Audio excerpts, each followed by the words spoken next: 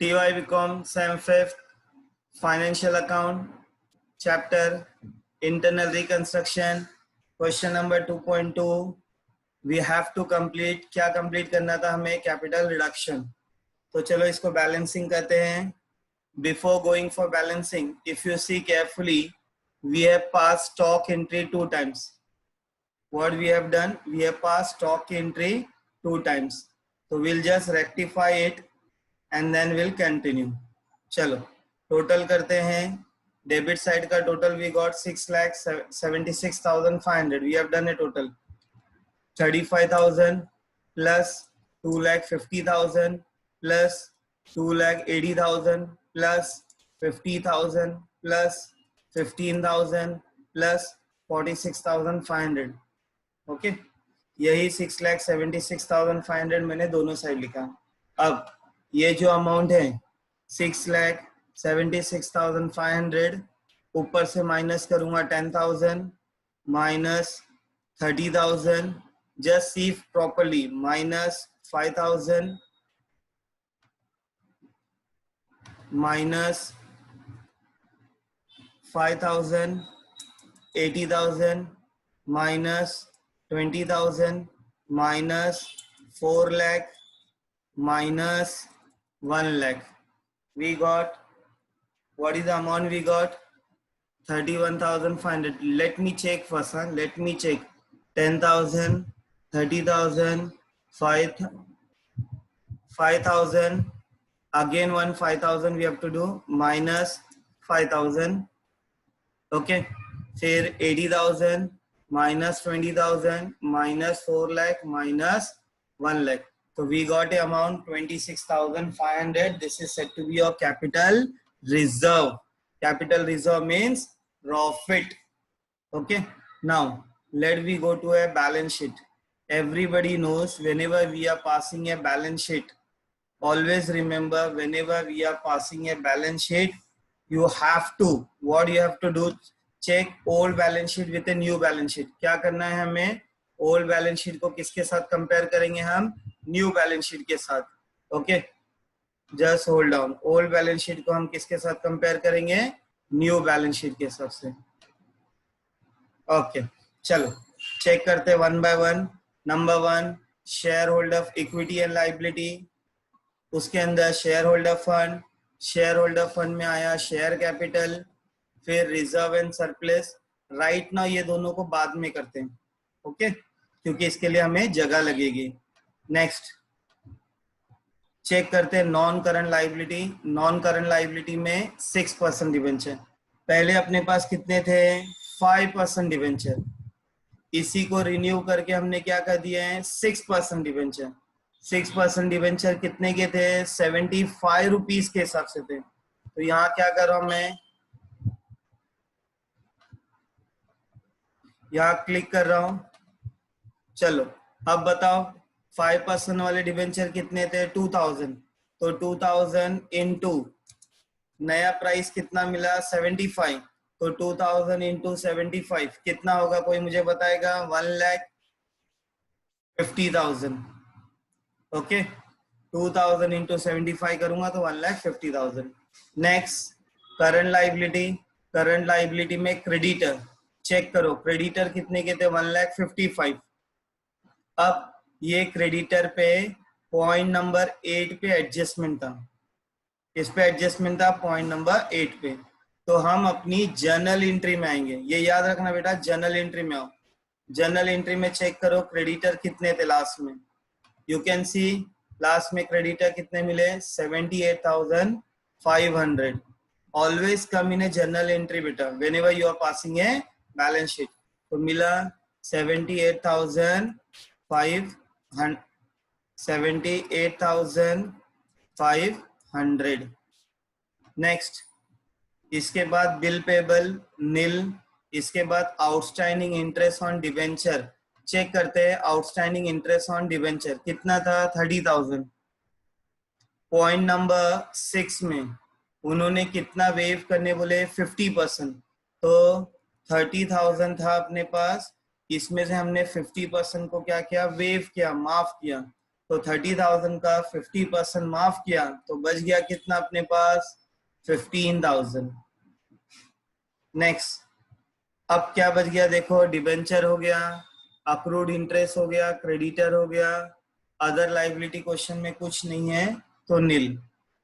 Okay, अब एक चीज और, कैपिटल रिजर्व कितना दिया है 25,000। This is your old reserve and surplus में मैंने कैपिटल रिजर्व देखा कितना था बेटा 30,000।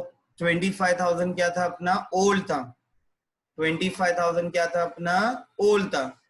अब आ जाओ कैपिटल रिडक्शन में, कैपिटल रिडक्शन में कैपिटल रिजर्व नया कितना मिला 26,500। तो आ जाओ 26,500 इधर क्या करूंगा मैं ऐड करूंगा, क्योंकि दो हो गया ना, एक ओल्ड था और एक न्यू था। चलो दोनों को टोटल करो तो कितना होगा 25,000 प्लस 26,500 कम्स टू कितना हुआ 51,500। Okay clear. Now will go to a capital. एक कैपिटल में यहाँ ऊपर कर रहा हूं, चेक करो शेयर कैपिटल में नंबर 1 क्या था equity share capital.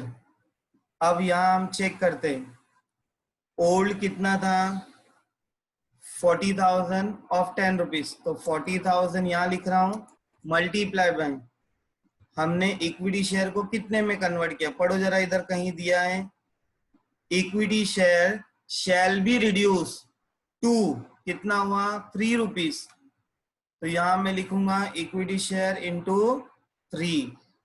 Okay, always I said go to journal entry. Journal entry में चेक करो इक्विटी शेयर है कि कहीं, पहली एंट्री में देखो इक्विटी शेयर है नहीं है, दूसरी में नहीं, तीसरी में नहीं, फोर्थ में नहीं, फिफ्थ में देखो इक्विटी शेयर कितना मिला credit side, always check credit side 1,20,000। Six में नहीं, सेवेंथ में नहीं, एट में नहीं, नाइन्थ में नहीं, 10th की एक एंट्री बाकी है अपनी। ओके चलो कितना मिला था हमें 40,000 इंटू 3 कितना हो गया 1,20,000। नेक्स्ट, इक्विटी शेयर के बाद पॉइंट नेक्स्ट कौन होता है प्रेफरेंस शेयर कैपिटल। चेक करते हैं प्रेफरेंस शेयर अपना ओल्ड कितना है 5,000 इंटू, चेक करो नीचे कोई एंट्री में कुछ हुआ है क्या, preference share shall be converted into 7%, कितने में कन्वर्ट हो गए 7%, कितने रुपए के 50 रुपीज के। तो चलो आओ इधर जरा, इधर मैं बाजू में लिख रहा हूं 7% कितने के हुए 5,000 इंटू कितने के हो गए 50 रुपीज, तो 5,000 इंटू 50 करूंगा तो कितना होगा, कोई मुझे बताएगा 5,000 इंटू 50 2,50,000। अब ऊपर के ये दोनों अमाउंट को टोटल करो 1,20,000 प्लस 2,50,000 कितना हो गया 3,70,000। ओके, हमें प्रेफरेंस शेयर का एक बार वापस से चेक करो, जर्नल एंट्री में कुछ है क्या प्रेफरेंस शेयर, ऑलवेज आई से जर्नल एंट्री चेक करो, फर्स्ट में प्रेफरेंस शेयर नहीं है, सेकेंड में नहीं है, थर्ड में नहीं है, फोर्थ में कितना था 2,50,000 जो हमने लिख चुके, फिफ्थ में नहीं, सिक्स में नहीं, सेवेंथ में नहीं, एट में नहीं, नाइन्थ में। ओके, मैंने what I said always check, what I said always check. देखो इक्विटी शेयर यहाँ 30,000 का बच गया, तो what I am saying always check, ये हैबिट रखो बेटा। इक्विटी शेयर कितना था 40,000 इंटू 3 था, प्लस हमें इक्विटी शेयर और कितना मिला, उन्होंने और इक्विटी शेयर कितना दिए बेटा 30,000 और दिए, तो यहाँ मुझे क्या लिखना चाहिए था प्लस 30,000, तो यहाँ मेरा अमाउंट कितना होगा 1,50,000। क्योंकि जब भी एंट्री पास करोगे तो प्लीज चेक बैलेंस शीट, तो ये कितना मिला 4 lakh. That is equity share capital कितना मिला हमें 4 लाख कर लेते हैं। चलो इज इक्वल्स टू टोटल करते हैं 4 lakh plus 15,000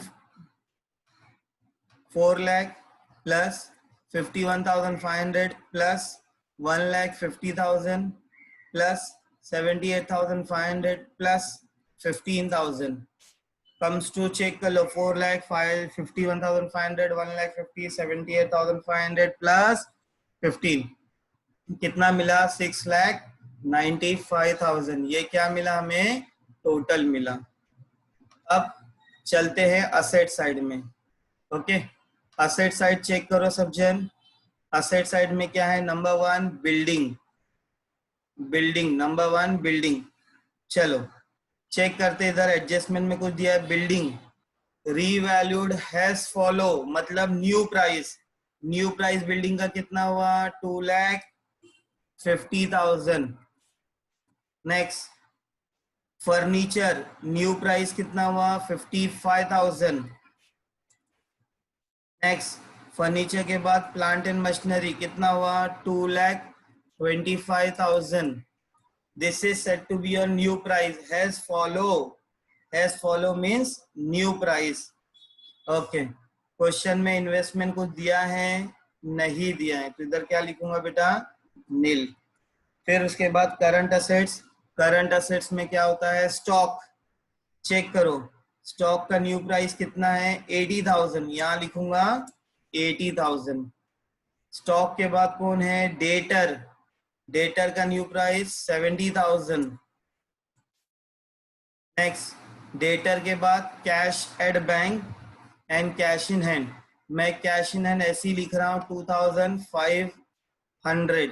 cash at bank में कुछ करते हैं देखते हैं। ओके कैश एट बैंक कितना है 12,500। लेट मी चेक 12,500 कैश के लिए कंपलसरी जर्नल एंट्री चेक करना है। चलो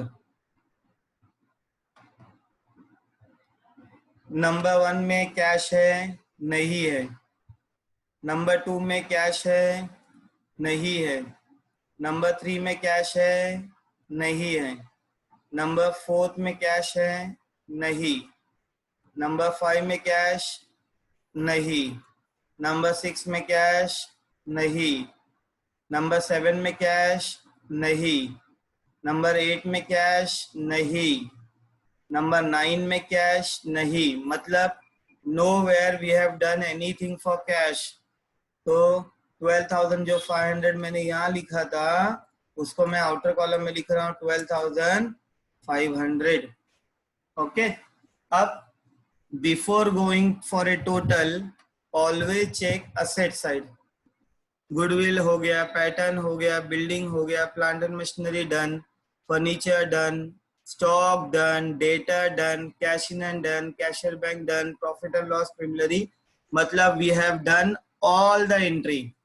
अब क्या करते हैं टोटल करते हैं चेक करते हैं total 2,50,000 plus 55,000 plus 2,25,000 plus 80,000 plus 70,000 plus 12,500 plus 2,500.